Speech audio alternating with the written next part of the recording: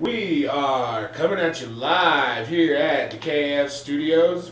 I'd like to welcome everybody to the first night of the Valley Floor, featuring, I am Adam Sparangio, along with Ryan Egon, and Ryan with SanLuisValleySports.com.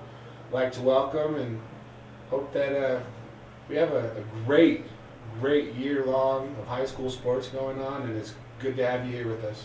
Adam, thanks. We're pleased that you guys picked us up. It means a lot to us. I know we got a lot of followers in the Valley, so it means a lot that you guys came and were able to work with us.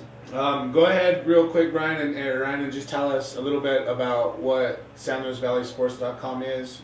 We offer their schedules. We have a running scoreboard every weekend. We write articles at the games we're at. Right now we have 4 photographers, 2 full-time staff photographers, and 2 high school interns.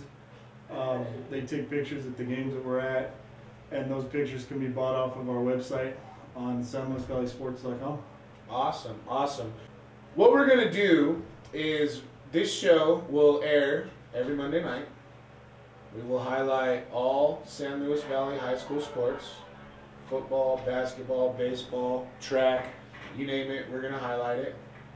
And we hope during the season, to have a few coaches come in, maybe get a few players, a couple call-ins. The possibilities are pretty endless. Absolutely. Pretty endless. So we'll just jump right in and start talking about some high school football. We had quite a bit of high school football action going on this weekend. No? A lot of good stuff last weekend. One unfortunate, but I'm sure we'll talk about that a little bit later.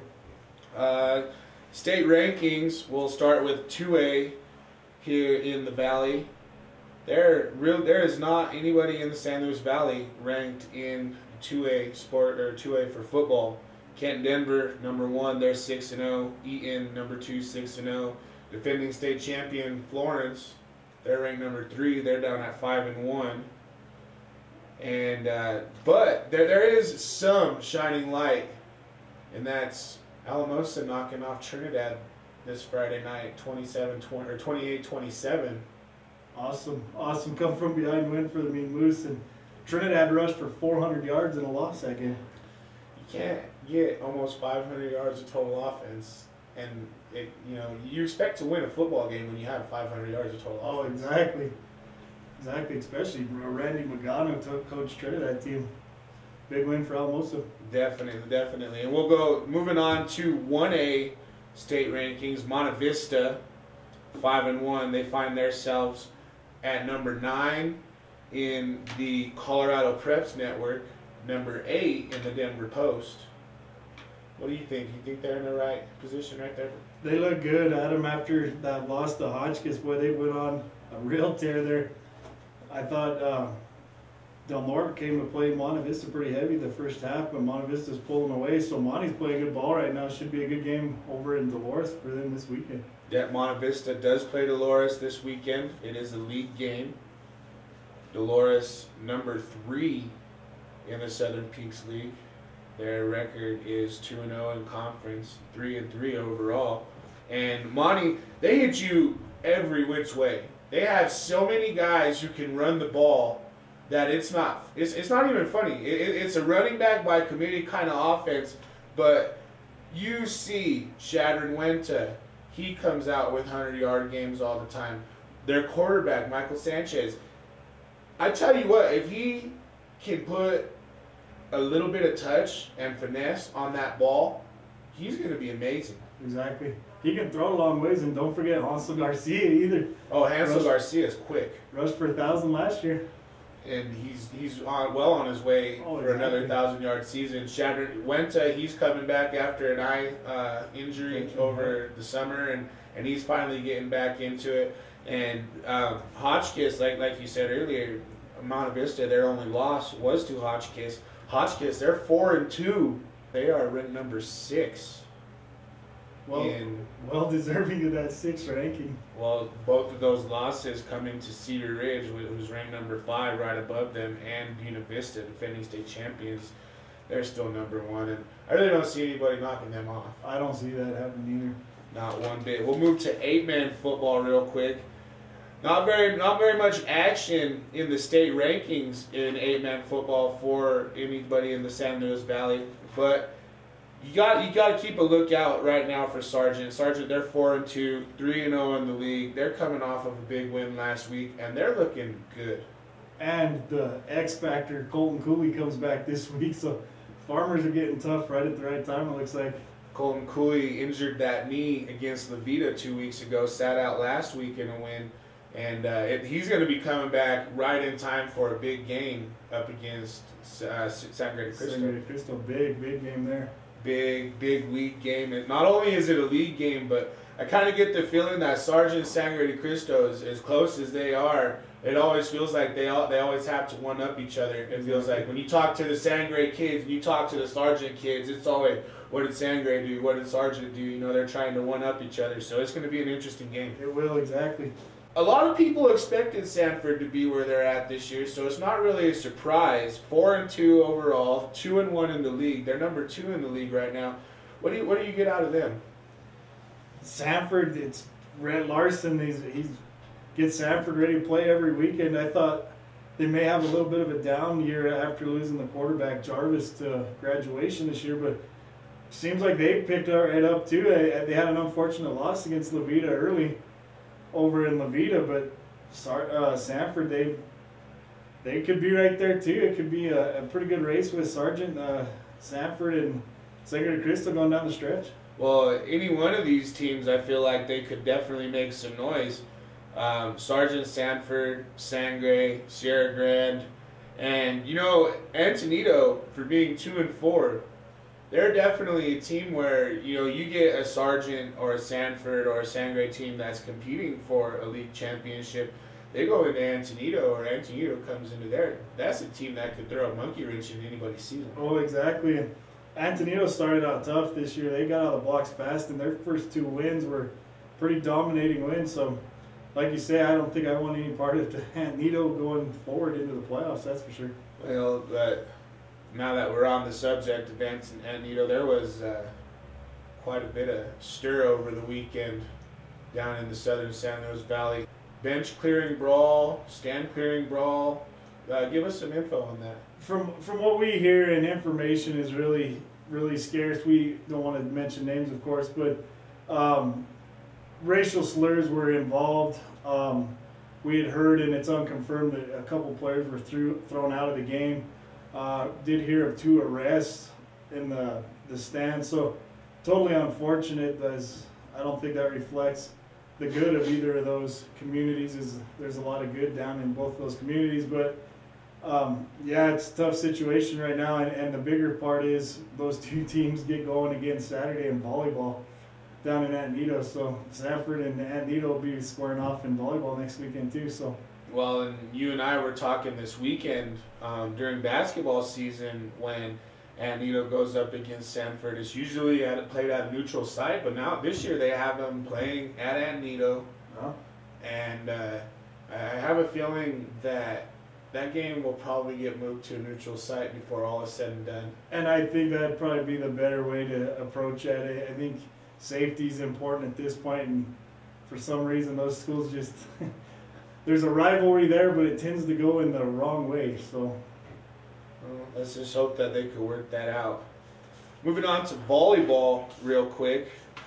Sangre de Cristo's making some noise in the 2A rankings. They moved up to number 9. Sanford number 10. Del Norte, after losing this weekend, they dropped out. Del Norte, they're 10-2, sitting on the outside. But big shout out to Sangre de Cristo and Sanford.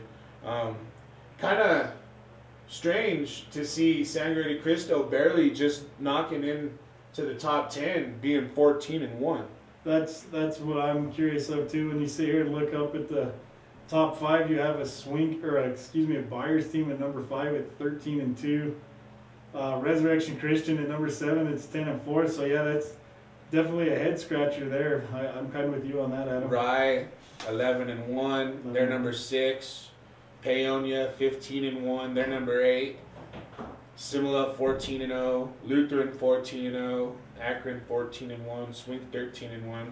And I feel like Sangre, they're peaking at the right time though, and going into the district tournament and in the regional tournament, they'll make some noise and make tournament. Oh yeah, exactly. And they played Alamosa last week, I believe. Yeah, it was this last week for Alamosa homecoming. Alamosa had been playing tough. They played Bayfield pretty tough last week, and Sangre beat Alamosa in 5 games. So Misty Lambert, the ex volleyball coach at Mountain Valley, is now at Sangre de Cristo, and they were state placers, state playoffs every year in Mountain Valley. So Sangre looks like they could make some noise right now. Well, good luck to the rest of them going as we move forward into the season. Let's talk about Centauri real quick. These guys are 2-0 in conference, 5-1 overall. Last weekend almost got a scare by Center. No. Center's another one of those teams that they can get it together. Perrin's a capable quarterback. They could surprise some people too. Centauri got a nice scare early there. Yeah, definitely. But I really like what Coach Forster has going on down there with his boys. They play hard. Not too into the type of offense that they run with the single wing and the double wing and everything like that. I'm not a running football coach. I love to pass the ball and score a lot of points. But I'll tell you what, I was down there last weekend. Me and Brian Stevenson for KSLV calling the game, and I was real impressed with the way that they played. They ran hard, they hit hard, they hit some adversity with Center, where this Centauri team, I'm going to be straight honest, when we went into that game, we were figuring a 40-point blowout. Yeah. We would have been, the mercy rule would have been into effect by the third quarter. We'd have been out of there in an hour. That's what we were thinking then. Yeah. From watching Center the first game of the season when they played Salida until now, Center has been, they're a completely different team. And they showed it against Centauri. Centauri, they had over 400 yards of total offense in that game. 300 of it came on the ground, and they got a 3-headed monster down there that just they wreak havoc. They do work. Yeah, that they do. And Jason Bird, who, from what he's told me, he broke his ankle against Lamar back about 5 weeks ago. He broke his ankle right on the ball of his ankle. He says he hopes to be back against Monte Vista, but they haven't missed a beat there. Jason Bird, he was one of the workhorse running backs that they had last year. Yeah. Coming in, and they also have another running back that's hurt or that was out of the game. Micah Keys. Yeah, they had, and that's their two of their starting running backs. Exactly. Hurt, and they've both been out. They've only played 1 game apiece out of 6 games, and they're 5-1 right now. Those guys come back, they're gonna make some noise. Exactly. The underclassman, I believe, is a sophomore, Jareb Aziz, big time runner. He's stepped in and filled the shoes well there. Micah Keys is a completely different beast offensively and defensively with his style of running, but Aziz is a guy that'll just put down the shoulder and run through you, and he's done well. Centauri hasn't missed a beat as far as the rushing attack since those two have been around. You got Center now.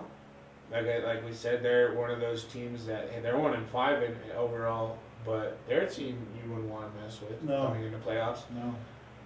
Del Norte. Del Norte started off real hot, 2-0. Big time win again over in Custer County. I was at that game, called that game. They played tough against Custer County. They played tough against Hotchkiss. Just couldn't come away with it. And then the big loss this last weekend by 1 point. That had to hurt them. And Dolores, yeah. You don't want to make excuses, but in the few people I've talked to up in Del Norte, they said that Del Norte had 3 touchdowns called back to penalties. So it's a tough way for Del Norte. And the same thing this weekend in Monte Vista. Del Norte could have went into halftime with Monte up 21-6, but they also had two long touchdowns called back for penalties. So Del Norte seems to be their own enemy at this point.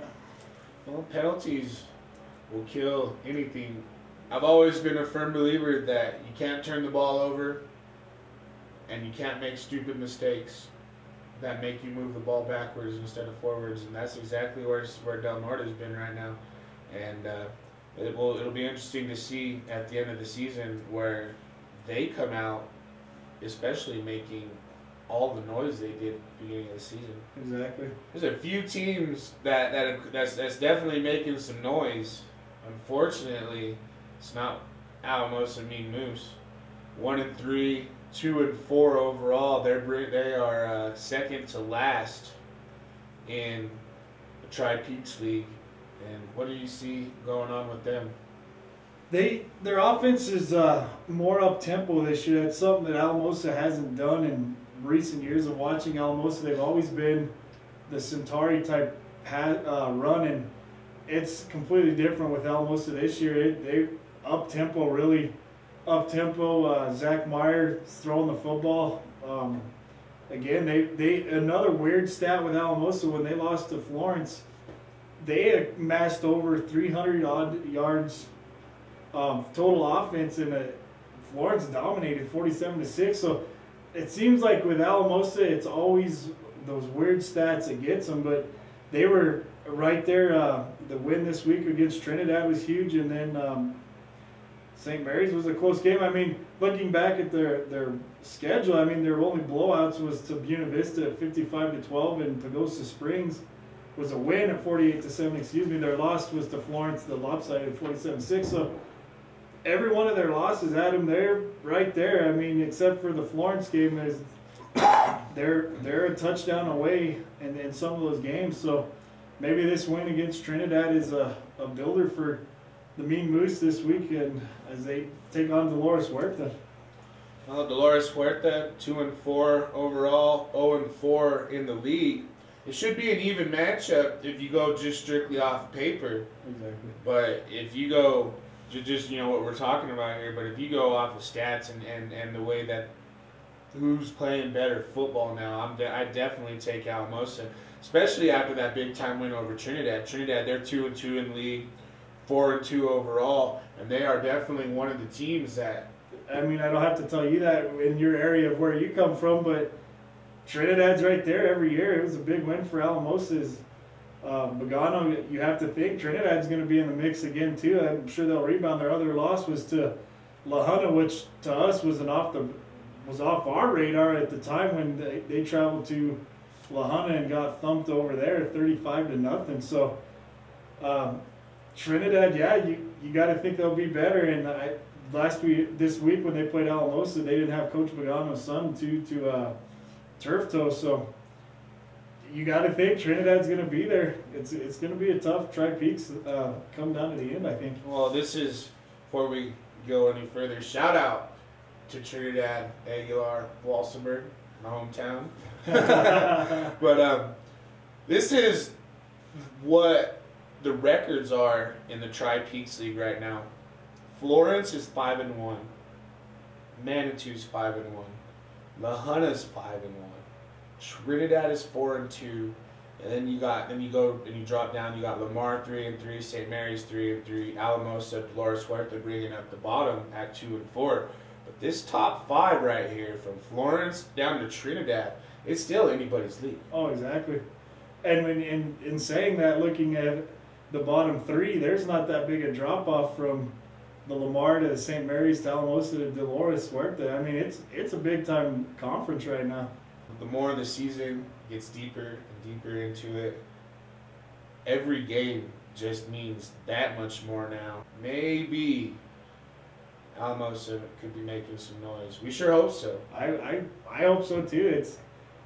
I think this year's a learning experience coming into this league, but Alamosa's played them tough. Outside the Florence game, Alamosa's been in every game. So. All right. Well, let's move on to some 8-man football. This is definitely my area of expertise growing up over in Aguilar my whole life. So let's look at some rankings in 8-man football real quick. Dayspring Christian, they're the defending state champions. They're 6-0. No surprise, number 2 Honey Farmers. So the last two defending state champions, 1 and 2, played in the state championship the last 2 years in a row. So I'm not going to be surprised if I see Honey Day Springs Christian again in another state championship.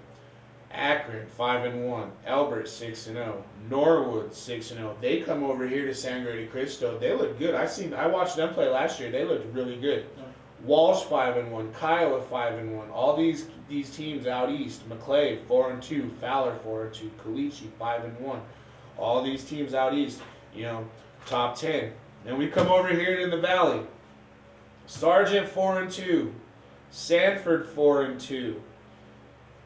We got Sangre, they're 3-3. Sierra Grande is 3-3. We got a couple of teams that, although not in the rankings per se, Sargent 4-2, they're making some noise. Sanford 4-2, they are definitely making some noise. These two teams right now in the driver's seat in the Mountain League Conference, and I really don't see any stopping for either one of these two teams until they come together. Exactly, and just a little side note to that too. Sargent, the second game of the year, I believe, was down at halftime to number 1 Dayspring Christian by 2 points. So Sargent can play with the big boys, and I agree with you. Sanford and Sargent, and you get Sangre de Cristo in there too. It could be a dogfight towards the end here. Sargent, led by Trevin Pepper, out of Sangre de Cristo. I remember watching him play football when I was a kid. I thought he was the greatest thing since Rainbow Sliced Bread. Oh, yeah. They were great. Another side note, one of those big wins for Sargent was against Marino. Exactly. Powerhouse Marino. Now they're not so much of a powerhouse this year as they have been in years before. And in fact, this is the first time I would go as far as saying, my lifetime in following high school sports, that Marino isn't ranked. Oh, exactly. Yeah.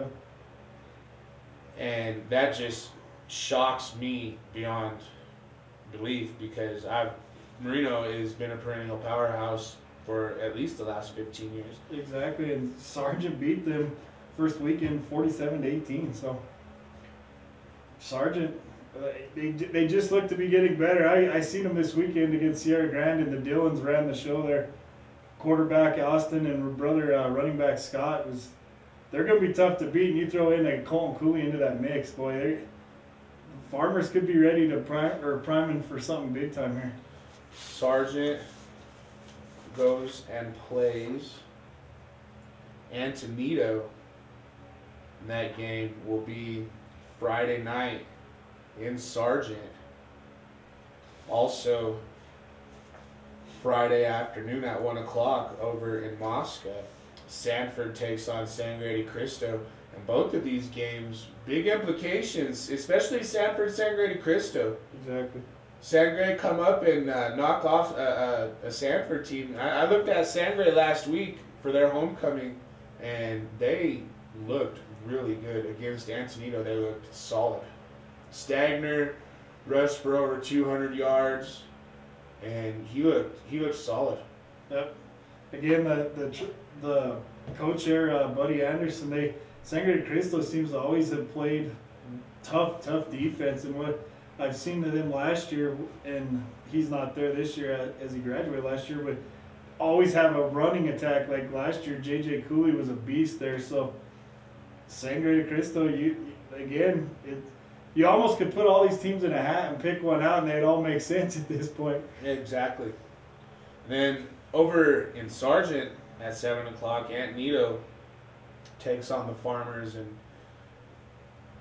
not really expecting a whole lot out of Antonito in this game.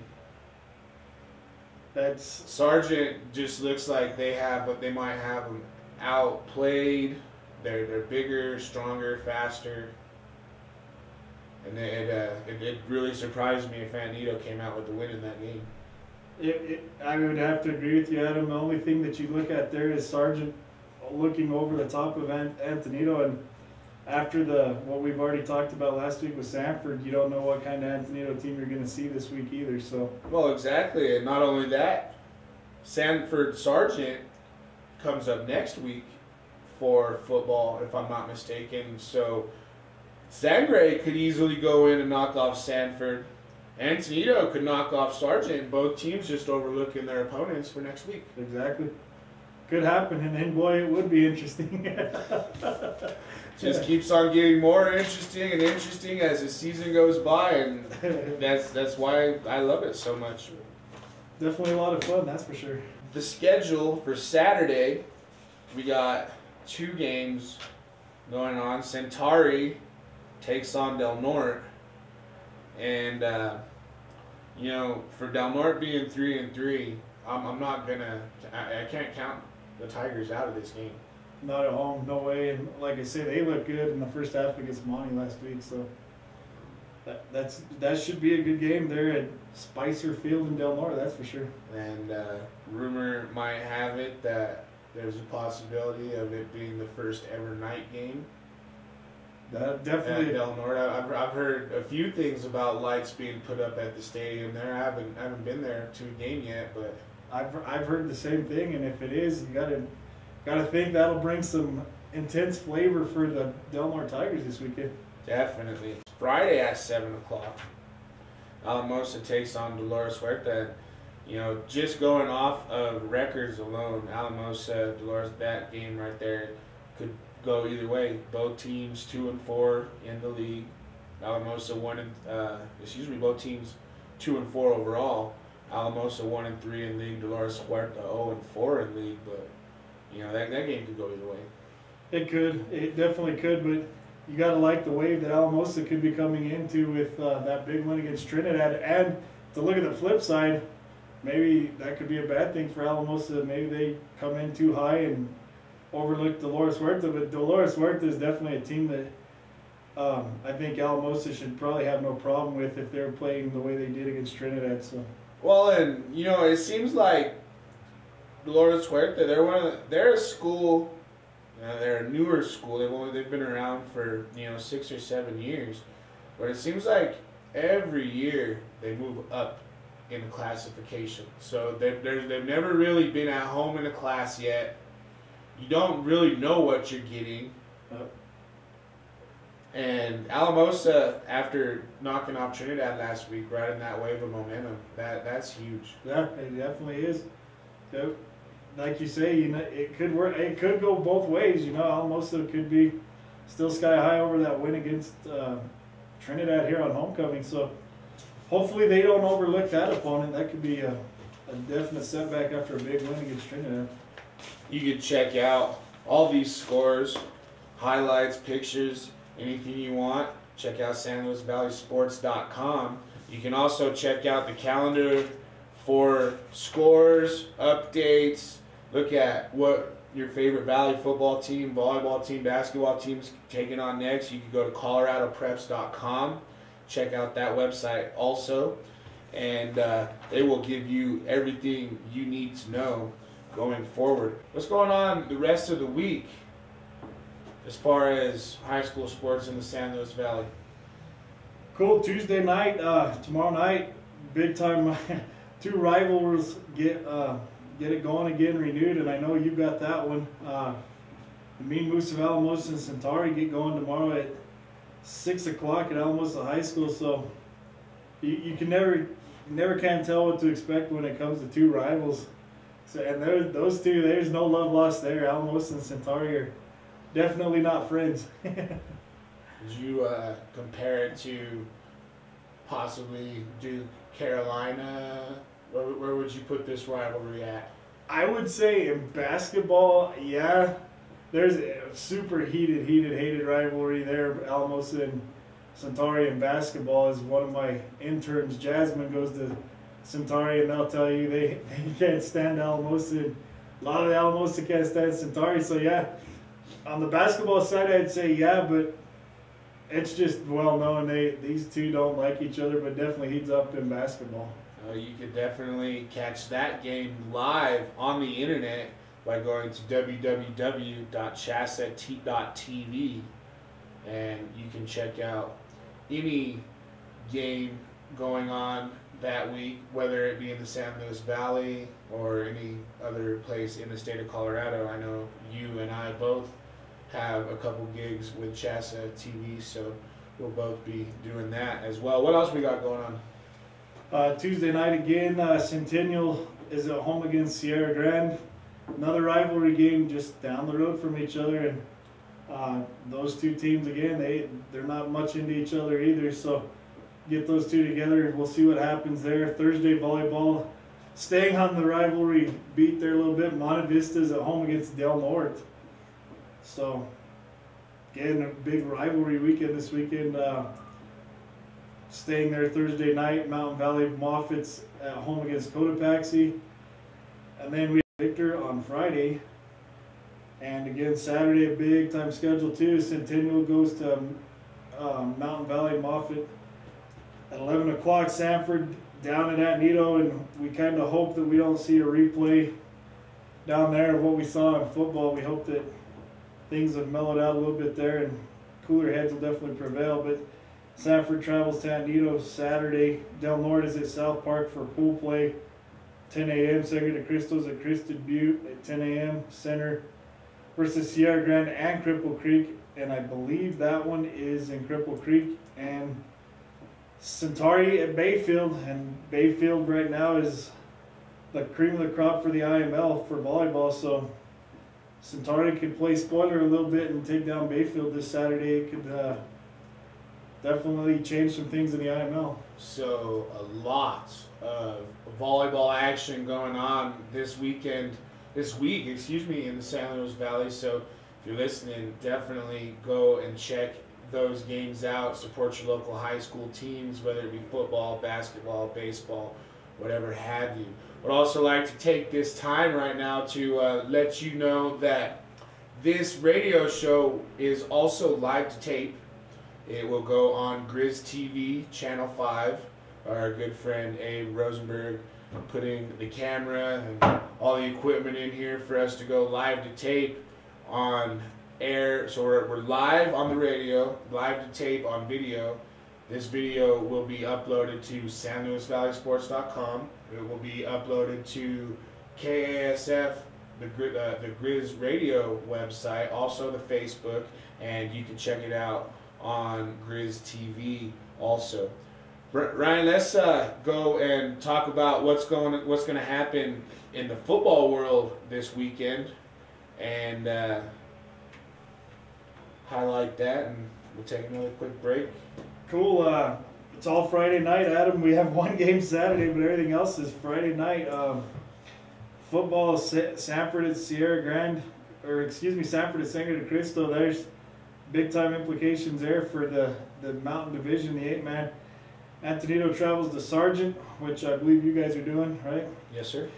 Alamosa's at Dolores Huerta. Center travels to Ignacio. Monte Vista has a big game there at Dolores. That's shaping up. If Monte beats Dolores and Centauri gets past Del Norte this weekend, that game, the last game of the season between Monte Vista and Centauri, could be for the entire marbles there, as they're both undefeated in league play. So definitely a game that Monte Vista gets past. Hopefully they don't slip up against Dolores. And Sierra Grande is back home against La Vida at 1 o'clock Friday and Saturday. The big one at Spicer Field in Del Norte. Del Norte and Centauri. Haven't got clarification on the time. We have 1 o'clock we're hearing, and as well as you've heard too, we may see a night game down there. So we'll definitely check into that and update the website when we get that information. But as of now, it's showing 1 o'clock to us. So we'll just have to wait and find out. And you will be able to catch the Sanford Sangre de Cristo game. That game will be on Chassa.tv. That game will be 1 o'clock Friday afternoon. Then Friday evening, 7 o'clock, you'll be able to listen to Antonito Sargent on KSLV. So definitely, if you're not going to be around to support your teams, check them out on the website, on the radio stations, doing everything we can to get as much exposure to San Luis Valley sports as we possibly can. We're coming into a part of the season right now, Ryan, where even if your team, especially in football, your team like Antonito or Center, where you're at the bottom of the league, you're still good enough where I would not want to go and play. If I'm on a Vista or Del Norte, I don't want to go to Center. No, neither do I. Coach Flood, he gets the Vikings to play, and right now they want to play spoiler, and they unfortunately haven't caught the breaks this season to be right there with the Monte Vistas and Centauris, but they've got the talent where they can play spoiler and mess things up in the, what is that, Southern Peaks? The Southern Peaks League. So, right now, every game means something when you're in this Southern Peaks League. But you get into the Mountain League where you're going to have a group of teams: Sargent, Sanford, La Vita, Sangre. 1-2 games separated. exactly. All the way down. Exactly. And how big was that loss for Sanford and La Vita? What was that, 3 weeks ago? They fell out there 7-6. So that loss there, that could come back and haunt Sanford. But just goes to show you, La Vita's a down team this year, and at that time they beat Sanford. Sanford was ranked. So as they say in pro football, any given Sunday, I think we can go to that thought for high school football any given Friday or Saturday. Oh, that's exactly right. Any given Friday night, the lights can shine in your favor.